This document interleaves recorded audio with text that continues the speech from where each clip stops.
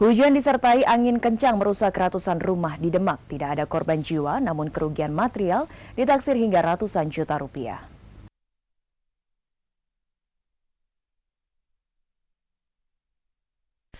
Warga sempat merekam saat hujan disertai angin kencang melanda kawasan pemukiman warga Desa Tugu, Kecamatan Sayung, Demak.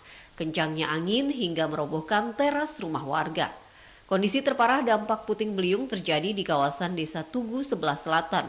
2 unit bangunan kandang ayam berkapasitas 1.500 ekor ambruk.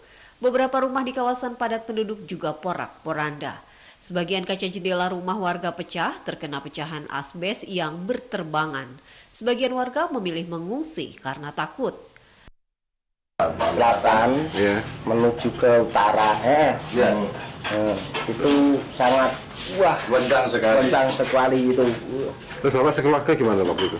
Sekitar itu saya melihat dari sana ada itu asbes terbang itu. Setelah datang terus saya tuh berlindung di sini. Berlindung di tembok ya, Pak? Sama berapa orang Pak? Ya 5 orang. Jadi sama istri sama 3, anak?